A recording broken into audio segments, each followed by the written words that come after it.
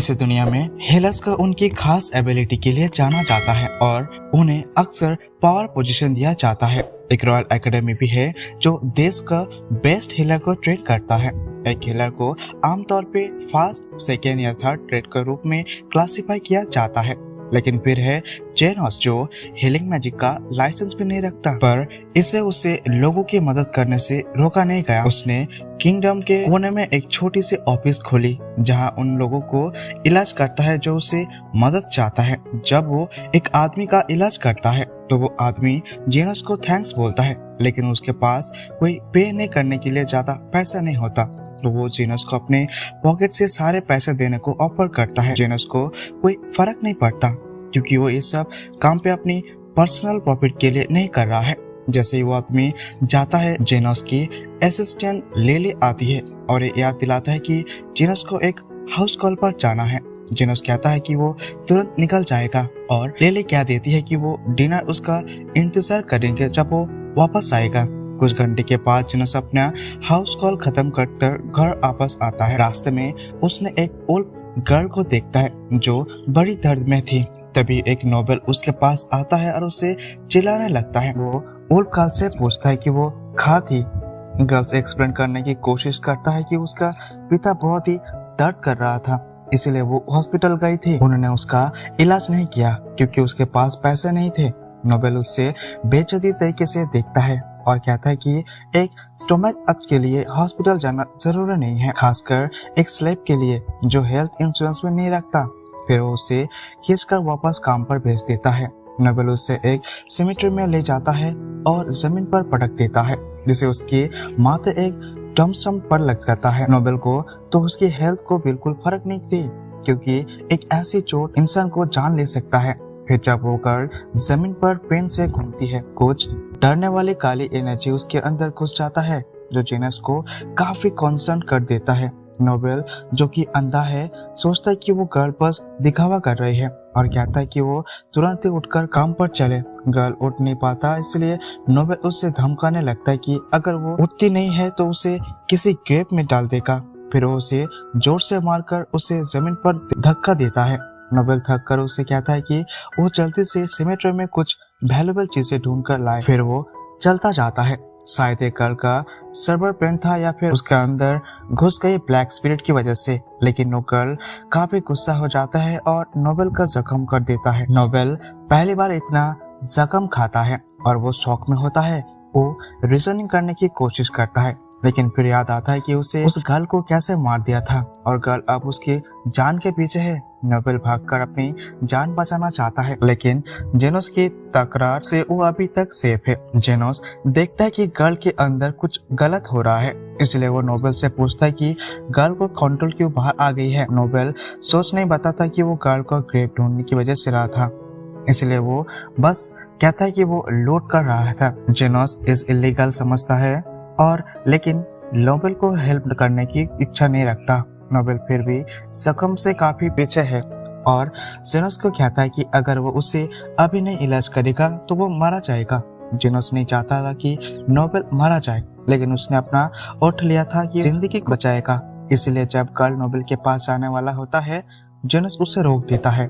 Girl genus पर पत्थर मार देता है, लेकिन जेनस केल उससे डॉज कर लेता है। नोबेल सोचता है कि अगर जेनस इतने आसानी से पत्थर को डॉज कर सकता है तो वो गर्ल को मार भी सकता है, लेकिन जेनस का स्क्रिप्ट नो स्किल रूल है।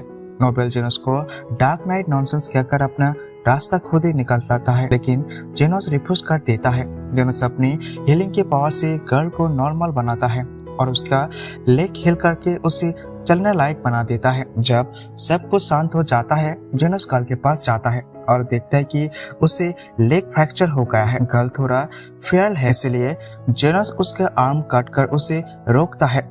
जेनस को लगता है कि वो गर्ल पॉजेस थी और वो स्पिरिट को हील करने के लिए अपनी पावर इस्तेमाल करता है। गर्ल को हीलिंग के बाद नॉर्मल होने पर जेनस की लेग को फ्रैक्चर ठीक कर देता है। नोबेल जो अभी जख्म से लड़ रहा था, जेनस को देखकर हैरान हो जाता है कि जेनस कितनी जल्दी किसी का लेग हील कर सकता है। वो अब भी जख्म से दर्द में है और जेनस से ये कह रहा है कि वो उसका इलाज करे। जेनस कहता है कि वो आज का काम खत्म कर चुका है और उसे कल ही इलाज मिलेगा। नोबेल को ये पता है कि अगर अभी इलाज नहीं हुआ तो वो कुछ घंटों में मारा जाएगा। नोबेल जेनोस से रिक्वेस्ट करता है कि वो उसका इलाज तुरंत करे और जेनोस को जो पैसा नोबेल दे सकता था वो दे देगा। नोबेल जेनोस को असर करता है कि जो पैसा वो दे रहा है वो मार्केट के रेट से हिसाब से सही है, लेकिन जेनस को ये बिल्कुल भी काफी नहीं लगता। जेनस उसे पेमेंट का इतना ख्याल नहीं रखता, लेकिन आज वो जो नोबेल के साथ हुआ था उसके बाद वो थोड़ा ज्यादा कैपिटलाइज फील कर रहा था। नोबेल जेनस को धमकाता कि वो उसका कंप्लेंट कर देगा एक्सट्रैक्शन के लिए, लेकिन जेनस को इससे कोई फर्क नहीं पड़ता क्योंकि उसके पास हीलिंग मैजिक का लाइसेंस नहीं है और वो टेक्निकली एक इलीगल हीलर है। नोबेल को शायद इलीगल चीजें करने का थोड़ा आइडिया होगा क्योंकि वो ग्रेप रॉबिंग भी करता है। जेनस को एक डील प्रपोज करता है और कहता है कि वो अल्टरनेटिव पेमेंट लेगा। गोल्ड के अलावा जेनस के नोबेल को स्लेब भी चाहिए। नोबेल जो कि गर्ल का केयर नहीं करता तुरंत जेनस को टर्म्स मान लेता है और जेनस को हील करने के बाद वो गर्ल का स्लेब कॉन्ट्रैक्ट दे देता है।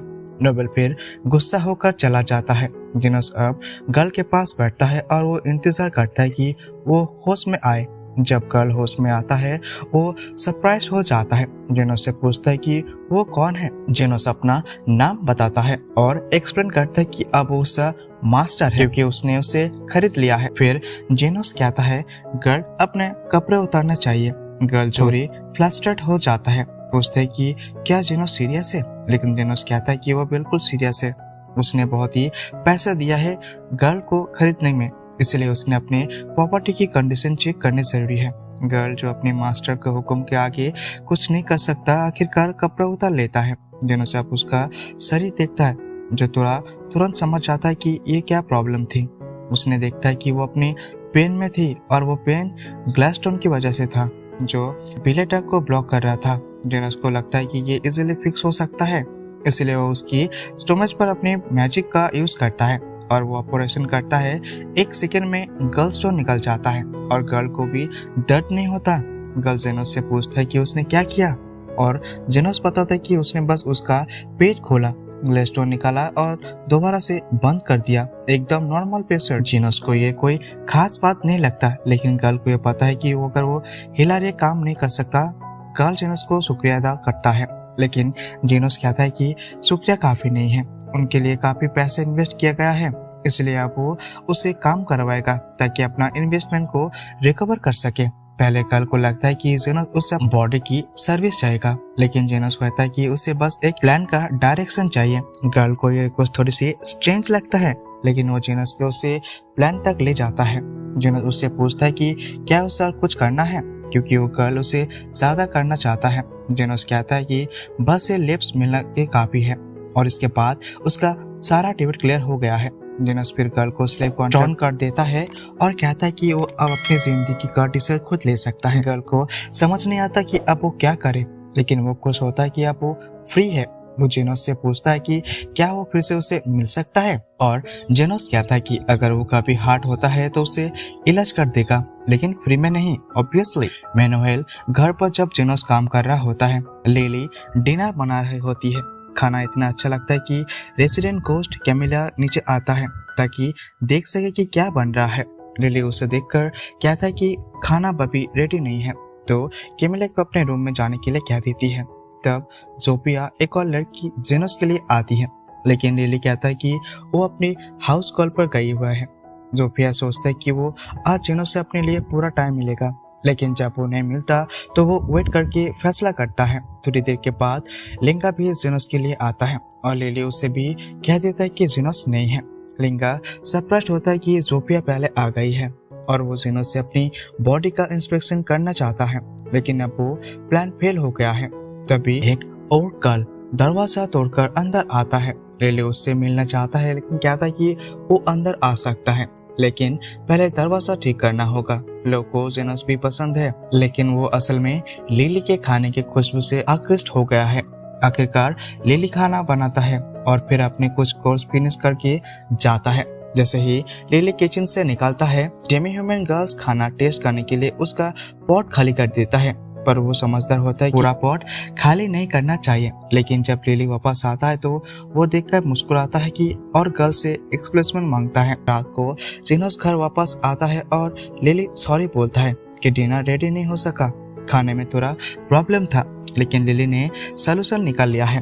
उसने गर्ल्स को इंग्रेडिएंट्स लाने भेज दिया था और उन्होंने ज्यादा ला दिया है, इसलिए अब वो एक फीस्ट बना सकता है। लिली जिनोस से एक कप चाय बनाने का ऑफर देता है ताकि वो रिलैक्स कर सके और एपिसोड यहाँ पर खत्म हो जाता है। अगर ये एपिसोड पसंद आए तो कमेंट पे जरूर बताना। इसका नेक्स्ट एपिसोड बहुत ही जल्दी मिल जाएंगे। चैनल पे नए तो सब्सक्राइब करके बेल आइकन को प्रेस करें। तो चलिए मिलते हैं अगले वीडियो पे। Thank you, tata, bye bye.